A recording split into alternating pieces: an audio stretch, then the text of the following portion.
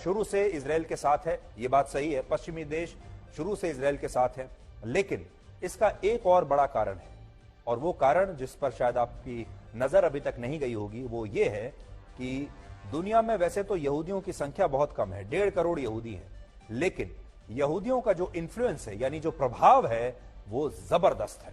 और ये जो यहूदी हैं ये अमेरिका में और पश्चिमी देशों में बड़े बड़े पदों पर बैठे हैं, बड़ी बड़ी कंपनियों के सीईओज और मालिक हैं, इसलिए ये बहुत ही प्रभावशाली लोग हैं। अब कुछ उदाहरण देखिए। उदाहरण के लिए फेसबुक के सीईओ मार्क जकरबर्ग एक यहूदी हैं, गूगल के को फाउंडर लैरी पेज एक यहूदी हैं, और सरगेय ब्रिन ये भी यहूदी हैं। ब्लूमबर्ग के फाउंडर माइकल ब्लूमबर्ग ये भी यहूदी हैं, जू हैं। चैट जीपीटी के सीईओ सैम ऑल्टमैन और यहां तक कि डेल कंपनी और हिंडनबर्ग के सीईओ भी यहूदी हैं।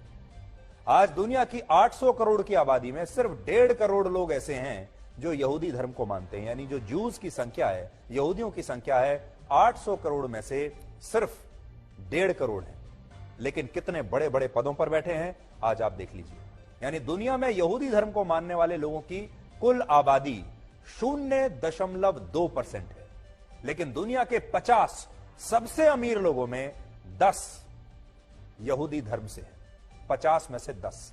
और आपको जानकर हैरानी होगी कि वर्ष 1945 में अमेरिका ने दुनिया का जो पहला परमाणु बम बनाया था, जिसके जनक रॉबर्ट ओपनहाइमर माने जाते हैं, और उन पर अभी थोड़े दिन पहले एक फिल्म भी बनी थी ओपनहाइमर भी एक यहूदी थे, और मशहूर वैज्ञानिक एल्बर्ट आइंस्टाइन भी एक यहूदी ही थे। इसके अलावा अमेरिका के मौजूदा विदेश मंत्री एंटनी ब्लिंकन, जो अभी हाल ही में इजराइल भी गए थे, एंटनी ब्लिंकन खुद भी एक यहूदी हैं। यानी अमेरिका की सरकार से लेकर वहां के प्रशासन और उद्योग जगत में जो बड़े बड़े लोग हैं, प्रभावशाली लोग हैं, यहूदी धर्म के लोग हैं, और इसीलिए यहूदियों का प्रभाव अमेरिका में जबरदस्त है। और इसकी वजह से इस युद्ध में अमेरिका खुलकर इजराइल का समर्थन कर रहा है, यह भी एक बड़ी वजह है।